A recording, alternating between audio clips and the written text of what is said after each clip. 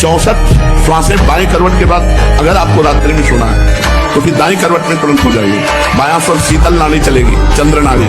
इससे आपको स्वप्न दोष नहीं होगा। आप देख लीजिए ऐसा करके। लड़ाई बाहर नहीं है, अंदर है। काम, क्रोध, लोभ, मोह, मत्सर जला रहे हृदय को। शांत भाव से ललकार कर पसार करो। वो कोई सूरवीर योद्धा ही होता है। नहीं तो भैया योद्धा का वेश रख लेना सरल है, लेकिन सूरवीर योद्धा बनना बड़ा मुश्किल है। मोबाइल में रील देखने में समय बर्बाद ना करें, गेम देखने में बर्बाद ना करें, गर्लफ्रेंड बॉयफ्रेंड वाली झंझट में ना पड़े, इस प्रपंच में ना फंसे। अगर आप सही से चलो और ब्रह्मचर्य धारण करो तो ब्रह्मचर्य में इतनी सामर्थ्य है कि सब कुछ याद हो सकता है बच्चा। जैसे हम अपनी माँ को देखते तो नख से सिक तक देखने पर हमारे अंदर काम नहीं आएगा, ऐसे ही हम जितनी भी हैं सबके प्रति मातृभाव, और वो तभी तक टिकेगा मातृभाव जब तक दूरी बना के रहोगे। भाव से देखना नजदीकीपन नहीं। अगर नजदीकीपन आ गया तो फिर कोई सिद्ध ही बच सकता है जिसको वास्तविक भगवत साक्षात्कार हुआ है, नहीं तो दोष दृष्टि हो ही जाएगी। सबके हाथ में बड़ा वाला मोबाइल, टच वाला, स्मार्ट गंवार बना रहा है, स्मार्ट कार बना रहा है। स्मार्ट तो वो होता है जो बचा ले जाए अपने आप को नष्ट कर दे, उसे गंवार कहते हैं। स्मार्ट थोड़ी कहते। मोबाइल है स्मार्ट, बन रहा है गंवार। गेम खेल रहा है, गंदी बातें देख रहा है, गंदे मार्ग का अनुसरण कर रहा है। ये कैसे? किसी का भय नहीं मानना और कोई प्रलोभन नहीं रखना। तो जो विधान मेरे प्रभु ने रच दिया है वो वही विधान भगवान जो करते हैं, उसके विपरीत किसी की ताकत नहीं कि एक रोम भी उखाड़ सके। भ्रष्टाचार बढ़ा हुआ, कौन धर्म की बात मानेगा? गर्लफ्रेंड बॉयफ्रेंड, आज ब्रेकअप, दूसरे के साथ फिर कल से, ये क्या है? ये क्या है? ये संस्कार है हमारी नई पीढ़ी के। आप लोग क्या कर रहे हो? अपने जीवन के साथ खिलवाड़ कर रहे हो। अब हम जो सदगुरु कृपा, भगवत कृपा, संत कृपा, शास्त्र कृपा का आश्रय लेकर के इस भोगाभ्यास से ऊपर उठने की चेष्टा कर रहे हैं, तो ऐसा नहीं कि आज के बाद आपसे गलती नहीं होगी, असंभव। पूर्वाभ्यास आपसे गलती कराएगा। चाहे आप गंगा कसम खाओ, चाहे जमुना कसम खाओ, चाहे अपनी कसम खाओ, चाहे भगवान की कसम खाओ। भक्तों की दयनीय अवस्था पर कभी कोई हंसे ना कि देखो ये भगत थे, कटोरा लिए घूम रहे, देखो बड़े भजनानंदी बनते थे, चल नहीं पा रहे, चार लोग संभाल। भक्त के जीवन में कभी अंधकार नहीं, कभी पराजय नहीं, हर पराजय उसकी विजय का द्योतक बनती है। अगर ये दिखाई दे रहा है कि भक्त गिरा, तो कहां गिरा ये तुम नहीं देख पा रहे, हरि की गोद में। वो बुद्धि भीम होती है जो भगवत शरणागत है, महान बलवान, जिसे विचलित न कोई भी वार, कोई भी प्रहार जिसे विचलित न कर सके, भीम बुद्धि होती है। सब कुछ सहते हुए भी पर्वत की तरह अपनी निष्ठा में अडिग रहते। चलायमान बुद्धि, चाहे जितने प्रहार हो, हर प्रहार का उत्तर है हरि। हम एक रोम के ना, ये टूट के गिर जाए, तुम इतने बड़े तांत्रिक हो, हमारा रोम तोड़ दो, तो बस इतने से हम तुम्हें मान लेंगे कि तुम भगवान हो गए। एक रोम नहीं तोड़ सकता। त्रिभुवन में कोई ऐसा पैदा नहीं हुआ कि भगवान के विधान को कोई बदल दे बच्चा। वो बुद्धि भीम होती है जो भगवत शरणागत है, महान बलवान, जिसे विचलित न कोई भी वार, कोई भी प्रहार जिसे विचलित न कर सके, भीम बुद्धि होती है। सब कुछ सहते हुए भी पर्वत की तरह अपनी निष्ठा में अडिग रहते। चलायमान बुद्धि, चाहे जितने प्रहार हो, हर प्रहार का उत्तर है हरि। क्या है आंसू? कौन सा सुख है? ब्रह्म। अगर इसे भोग लूं तो मैं सुखी हो जाऊं। लाखों बार, करोड़ों बार भोग के देख लिया है कुछ? क्या हाथ लगा? फिर वही वासना, फिर वही तृष्णा। कह रहे हो मुझे माया फांस गए। अरे तुम खुद अज्ञानवश आसक्त हो रहे हो। कहां सुख है? कहां है? किसमें है? बताओ। अगर है तो तुम्हें तृप्त हो जाना चाहिए। अब हम लोगों को अवसर मिला है कि मन को संभाल कर प्रियालाल के चरणों में लगाए। ये जन्म हम सार्थक करेंगे। डरो मत, तुम में बहुत सामर्थ्य, तुम भगवान के अंश हो। तुम शरीर नहीं हो। ये शरीर एक तुम्हारी यात्रा के लिए गाड़ी मिली है, परमार्थ की यात्रा। तुम शरीर नहीं हो, तुम भगवान की दिव्य अंश हो, जो चाहो कर सकते हो। तुम अपने को भूल गए हो, बस इसलिए तुम कहते हो मैं नहीं कर पाऊंगा, नहीं तुम सब कुछ कर सकते हो। जब ब्रह्मचर्य रहा जाता है तो उसको सुविधा माया देती है ब्रह्मचर्य नष्ट करने की। ये बैठालना चाहिए। जैसे आप नियम लिए कि मैं आजीवन ब्रह्मचारी रहूंगा, तो आपको पक्की सुविधा एक समय आएगी कि आप आराम से भोग लीजिए, कोई निगेटिव नहीं, कोई नकारात्मक सोच भी नहीं आएगी।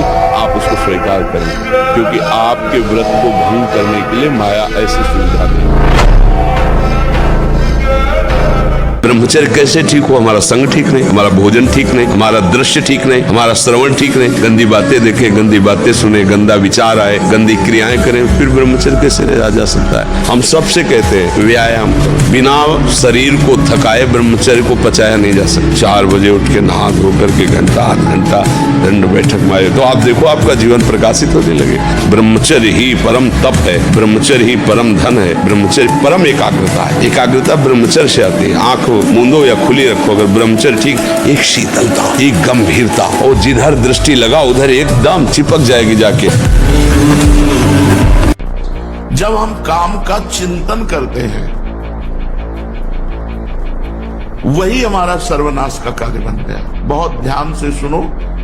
कोई चित्र, कोई सिनेमा, कोई मोबाइल से गंदी बात या किसी जीव को मैथुन करते हुए देखना और उसका चिंतन करना, ये पहला मैथुन हुआ। अष्ट मैथुनों में एक में पतित हो जाएगा। चिंतन बना तो हो गया, पहला मैथुन हो गया, उसी से आप पतित हो जाएंगे।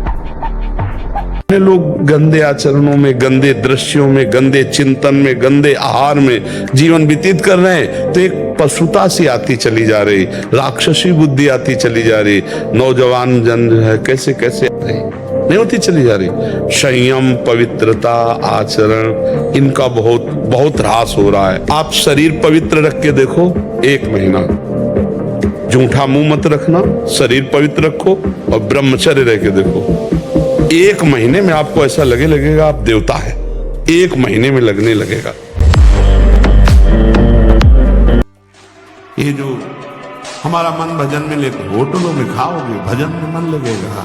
अशुद्ध आहार करोगे, मनमानी व्यभिचार प्रवृत्तियों का दर्शन, संभाषण और क्रिया करोगे और तुम्हारा मन सच्चिदानंद प्रभु में लग जाएगा। तमाशा समझा है, तमाशा समझ लिया। अध्यात्म में मन को लगाना। आहार शुद्ध नहीं, विचार शुद्ध नहीं, आचरण शुद्ध नहीं, 4 लोग बैठे हैं उसी में अपनी इंद्रियों को बार बार तुम आकर्षण, शरीर आकर्षण की तरफ ले जा रहे। दिखाई नहीं दे रहा क्या स्थिति तुम्हारी? बात करेंगे, ब्रह्म ज्ञान के नीचे बात ही नहीं। अरे कुछ नहीं, संयम से चलो, सदाचार से चलो, पवित्रता से चलो, तो कोई संशय ही नहीं रह जाएगा। फिर वही हमारी बात आती है, दिनचर्या एक तेज लाती है। एक इसमें जो आप 6 घंटे पढ़ करके समझ नहीं पाओगे ना, वो 2 घंटे में आप 6 घंटे का काम निपटा लोगे। आपकी तेजस्वी बुद्धि होगी, आपकी प्रवीण बुद्धि होगी, आपके अंदर पावर होगा। अच्छा, आप आज आए हो हमारे पास किस बात के लिए आए हो? अध्यात्म के आकर्षण से ही तो आए हो। हमारा पुरस्कार ये होगा कि आप सही हो जाओ, आप सही हो जाओ, आप सही हो जाओ। आध्यात्मिक से अब जैसे बच्चा कह रहा है, इसका अनुभव है कि जब मैं गलत आचरण करता था तब मैं अशांत और भयभीत था, आज मैं आपके अनुसार चल रहा हूं, मैं बिल्कुल कह रहा है निर्भय हूं। तो ये बात अब निडरता का, उसकी आध्यात्मिकता का, अब इस बात को तो संसार नहीं जानता है ना। तो बच्चा डिप्रेशन क्यों, दिमाग में भार क्यों? क्योंकि वो अहंकारी अज्ञानी जीव भगवान से परिचय नहीं प्राप्त किया, अध्यात्म को नहीं जाना, इसलिए दुखी हो रहे। नहीं बोलो चिंतन की क्या परेशानी है? विषयों का जो चिंतन है विषय पर टिकता ही नहीं है, उसको नवम चाहिए। इसी नवम वृत्ति से नवम पाप होते हैं। इस शरीर को नहीं, उस शरीर को भोगेंगे, उस शरीर को, उस शरीर पूरा जीवन नष्ट हो जाता है।